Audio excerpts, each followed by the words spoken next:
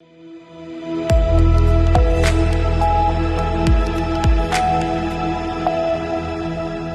के बाद आप सभी का स्वागत है सी न्यूज भारत में। नमस्कार, मैं हूं रत्ना। वक्त हो गया मध्य प्रदेश और छत्तीसगढ़ बुलेटिन का। बात होगी छुरिया की, जहां की हायर सेकेंडरी स्कूल में आयोजित वार्षिक उत्सव सम्मेलन का उद्घाटन भव्य रूप से किया गया। साथ ही बात होगी उज्जैन के, जहां संकट चौथ के अवसर पर महिलाओं ने संतान की लंबी आयु, सुख समृद्धि और परिवार की खुशहाली के लिए पूरे दिन व्रत रखकर पूजा अर्चना की है। आगरमालवा जिला मुख्यालय के रातोड़िया तालाब क्षेत्र में कांग्रेस जिला अध्यक्ष विजय लक्ष्मी तंवर के नेतृत्व में कांग्रेस पदाधिकारियों और कार्यकर्ताओं ने जोरदार प्रदर्शन किया। इस दौरान उन्होंने मुख्यमंत्री और नगरीय प्रशासन मंत्री कैलाश विजयवर्गीय के खिलाफ नारेबाजी की और मंत्री का फोटो लगे पोस्टर तालाब में डुबोया। कांग्रेस नेताओं ने इस घटना को प्रशासनिक लापरवाही करार देते हुए जिम्मेदारों पर इरादतन हत्या का मामला दर्ज करने और कड़ी कार्रवाई करने की मांग की। उन्होंने मंत्री के इस्तीफे की भी मांग की। कांग्रेस ने चेतावनी दी कि यदि दोषियों पर कार्रवाई नहीं हुई तो आंदोलन और तेज किया जाएगा। इस दौरान प्रदेश प्रवक्ता गुड्डू लाला, एनएसयूआई राष्ट्रीय महासचिव अंकुश भटनागर सहित बड़ी संख्या में कार्यकर्ता और पदाधिकारी मौजूद रहे। आगरमालवा से सी न्यूज संवाददाता अर्श अहमद कुरैशी की रिपोर्ट। आगरमालवा जिले की सुसनेर नगर के नरबदिया नाला क्षेत्र में रात के दौरान चोरी की एक बड़ी वारदात सामने आई। अज्ञात चोरों ने घर के बाहर खड़ी एक मारुति वैन का गेट खोलकर उसमें लगी बैटरी चोरी कर ली और मौके से फरार हो गए। सुबह जब वाहन मालिक ने अपनी कार देखी तो बैटरी गायब मिली और इसके बाद पीड़ित ने सुसनेर थाने में शिकायत दर्ज कराई, जिस पर पुलिस ने मामला पंजीबद्ध कर जाँच शुरू कर दी है। वहीं सूत्रों के मुताबिक इसी रात क्षेत्र में 7 से 8 वाहनों की बैटरियां चोरी हुई हैं, जिसमें वैन के अलावा ट्रैक्टर, टेम्पो और नगर परिषद की एक गाड़ी भी शामिल है। हालांकि पुलिस की ओर से अभी तक आधिकारिक पुष्टि नहीं की गई है। लगातार हो रही चोरी की घटनाओं से क्षेत्र के वाहन मालिकों में भय और सतर्कता बढ़ गई है। नागरिकों ने चेतावनी दी है कि यदि समय रहते उच्च अधिकारियों ने इस ओर ध्यान नहीं दिया और चोरी की घटनाओं पर अंकुश नहीं लगाया गया तो जनता आंदोलन के लिए बाध्य होगी। आगरमालवा से सी न्यूज संवाददाता अर्श अहमद कुरैशी की रिपोर्ट। छुरिया विकासखंड के ग्राम पिनका पार के हायर सेकेंडरी स्कूल में आयोजित वार्षिक उत्सव सम्मेलन का उद्घाटन मुख्य अतिथि संजय कुमार सिन्हा और अध्यक्ष नगर पंचायत अजय पटेल ने किया, जिसमें विशेष अतिथि रेखा गंधर्व, अशोक मरकाव और दरबार यादव भी शामिल रहे। मां सरस्वती के तैलचित्र पर पूजा अर्चना के बाद कार्यक्रम में विद्यार्थियों ने नृत्य, संगीत, नाटक और भाषण प्रस्तुत किए। मुख्य अतिथियों ने कहा कि ये उत्सव केवल मनोरंजन नहीं बल्कि शिक्षा, संस्कार, अनुशासन और संस्कृति के विकास का अवसर है, जो विद्यार्थियों में आत्मविश्वास, टीम वर्क और रचनात्मकता को बढ़ाता है। कार्यक्रम के सफल आयोजन के लिए शिक्षकों, कलाकारों और आयोजकों की सराहना की गई, जबकि बड़ी संख्या में पालक और ग्रामीण जन भी मौजूद रहे। छुरिया छत्तीसगढ़ से सी न्यूज संवाददाता राधेश्याम शर्मा की रिपोर्ट।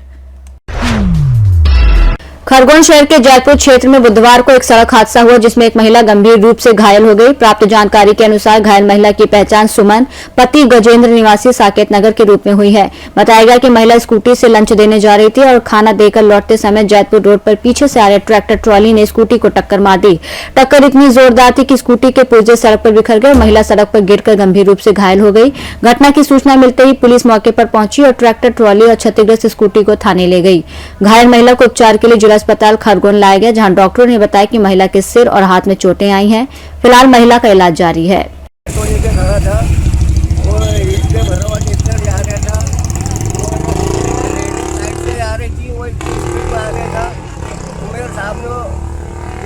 टक्कर मारी तो लेडी सामने भिगा गई, वो अच्छा गर्दन पे नहीं आई। वो भी मेरे यहाँ लोगों को चिल्ला के बोला इसको पकड़ो पकड़ो। वो ट्रैक्टर वाला कूद के भजन नगर पे भाग गया। तो आमने सामने हुआ कैसा हुआ? नहीं, ये मैडम जी का साइड से आ रही थी, ट्रैक्टर पीछे से आ गया, पीछे से टक्कर मारी। हाँ, वो अच्छा बच्चा गर्दन पे नहीं गिरा। जब ये पुर्जे उड़ गए थे? हाँ, भयंकर।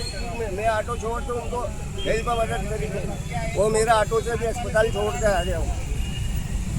अभी महिला कहाँ लेगा? महिला को मैं शासकीय अस्पताल छोड़ के आया। क्या नाम है आपका? मेरा नाम हरीश कुमार वागे। खरगोन से सी न्यूज संवाददाता नीलेश की रिपोर्ट। सी न्यूज भारत के पत्रकार इमरान लाला ने नगर के विभिन्न वार्डों में पीने के पानी की टंकियों की साफ सफाई और व्यवस्था का निरीक्षण किया। यह कदम उन्होंने उस समय उठाया जब इंदौर में दूषित पानी के कारण बीमारी फैलने और लोगों की मौत की खबरें सामने आई। निरीक्षण के दौरान ये पाया गया कि नगर परिषद नलखेड़ा में पीने के पानी की टंकियों की व्यवस्था अच्छी तरह की हुई है और किसी भी जगह दूषित पानी नहीं मिला। हालांकि वार्ड नंबर 1 में एक टंकी फटी हुई थी, जिससे पानी बाहर बह रहा था। इस बारे में नगर परिषद को सूचित किया गया और तत्काल कार्रवाई कर दी गई। पत्रकार इमरान लाला ने नगर परिषद नलखेड़ा की इस अच्छी व्यवस्था की सराहना की और धन्यवाद दिया। आगरमालवा नलखेड़ा से सी न्यूज़ संवाददाता इमरान लाला की रिपोर्ट। पन्ना में पुलिस ने चाइनीज मांझा तस्करों पर कड़ा वार करते हुए जुगल किशोर मंदिर के पास सुमित लखेरा नाम के युवक को रंगे हाथों गिरफ्तार किया। आरोपी के पास से 7 जानलेवा चक्रियां बरामद हुई जो राहगीरों और पक्षियों के लिए घातक हो सकती थीं। थाना प्रभारी रोहित मिश्रा ने स्पष्ट किया कि इंसानों और परिंदों की जान से खिलवाड़ करने वालों की जगह जेल में है। आरोपी पर बीएनएस की धारा 125 के तहत कार्रवाई की गई और पुलिस ने जनता से चेतावनी दी कि ऐसे मौत के धागे बेचने वालों की जानकारी तुरंत दें। सूचना प्राप्त हुई कि एक सुमित करके एक व्यक्ति है जो किशोरगंज में प्रतिबंधित धागा बेच रहा है, जिस पर से टीम को भेजकर कार्रवाई कराई गई। उससे पास से 7 प्रतिबंधित जो रस्सी है, धागे हैं पतंग के, वो जब्त किए गए। उस पर प्रकरण कायम किया गया है और आम सभी लोगों से भी अपील है कि इस तरह के प्रतिबंधित जो धागे हैं, जो भी मानव जीवन के लिए भी संकटापन्न है और पशु पक्षियों के लिए, पर्यावरण के लिए भी ठीक नहीं है, ये सब प्रतिबंधित किए गए हैं। ये इनका अनावश्यक उपयोग ना करें, ना ही खरीदें, ना ही बेचें और ना ही इनसे पतंगबाजी करें। तो सभी से अपील है इसका बिल्कुल पालन करें और अगर कोई सूचना प्राप्त होती है धागे की तो उस पर कार्रवाई की जाएगी और अभी लगातार ये कार्रवाई जारी रहेगी। पन्ना से सी न्यूज़ संवाददाता मोहम्मद रफी की रिपोर्ट।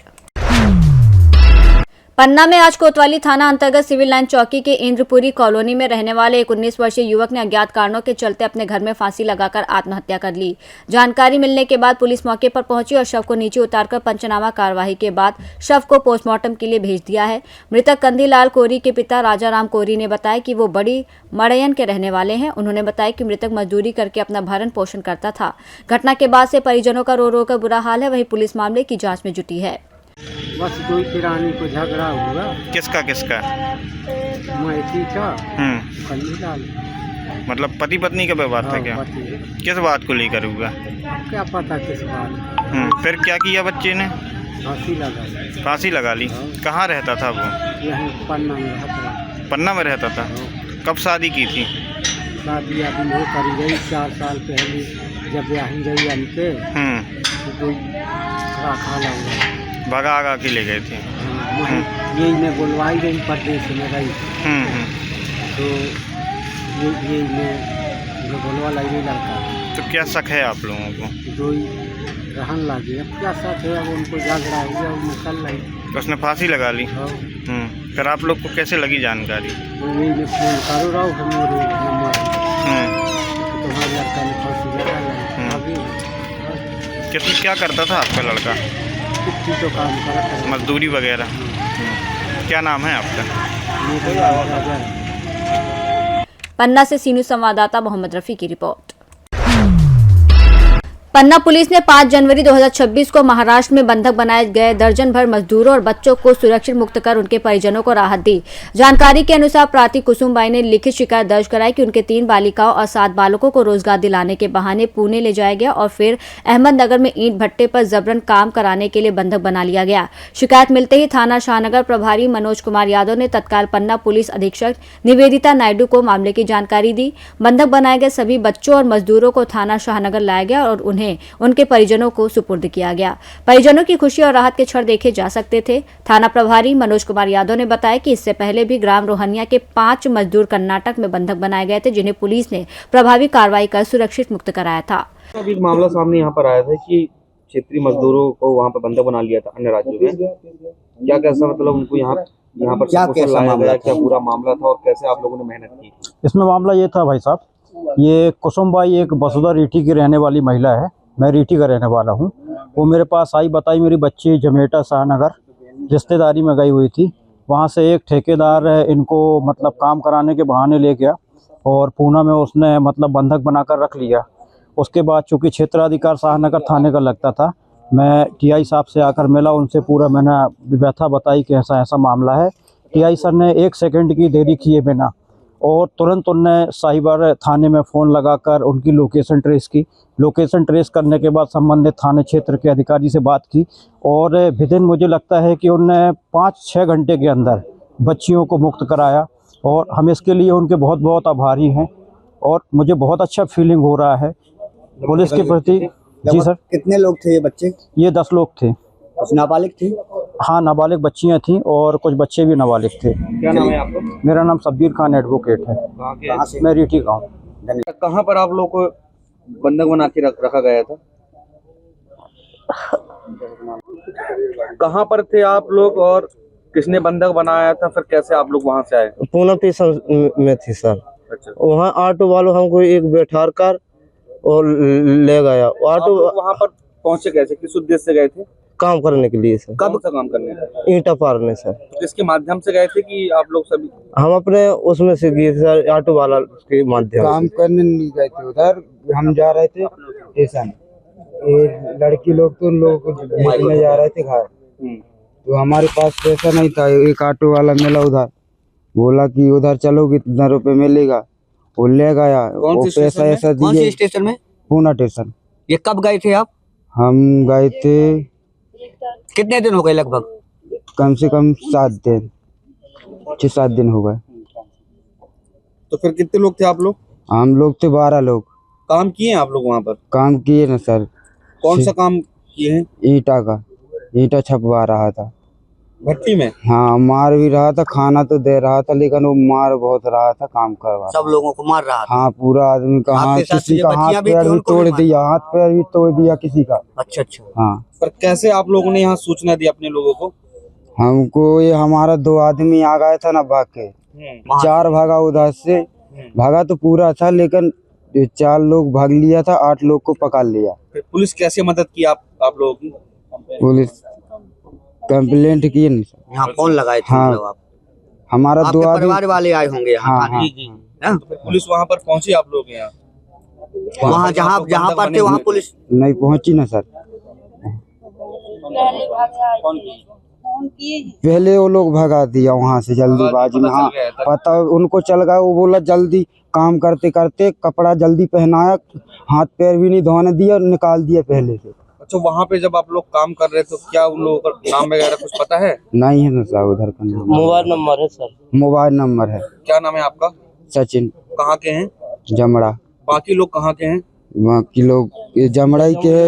एक आदमी है बस। बस तो सारीगढ़ क्षेत्र के कई ऐसे मजदूर जो कि अन्य राज्यों में काम करने गए थे, तो उनको बंधक बना दिया गया था। तो सारीगढ़ पुलिस को बड़ी सफलता हासिल हुई। क्या पूरा मामला? ये दिनांक 5/1/26 की प्रार्थिया कुसुमबाई और शिव सिंह निवासी ग्राम जमला दिरिया के थाना उपस्थित आकर बताया इन्होंने कि हमारे बच्चे मजदूरी करने के लिए, जिसमें से 3 बालिका और 7 बालक थे, ये मजदूरी करने के लिए पुणे गए थे। पुणे के बाद इनको भट्टा जो ईंटा पारने वाला काम होता है, उसके लिए ये महाराष्ट्र के अहमदनगर में तहसील कजरट है, वहाँ ले गए थे, जहाँ उन्होंने इनको बंधक बना के रखा था। फिर जैसे घर वालों ने मुझे बताया तो मैंने श्रीमान पुलिस महोदय पन्ना निवेदिता नायडू सर को बताया कि सर ऐसी घटना हुई है। तो सर ने तुरंत वहाँ बात करके और श्रीमान एसपी महोदय के प्रयासों से ही इनको सकुशल महाराष्ट्र से दस्तयाब किया गया है।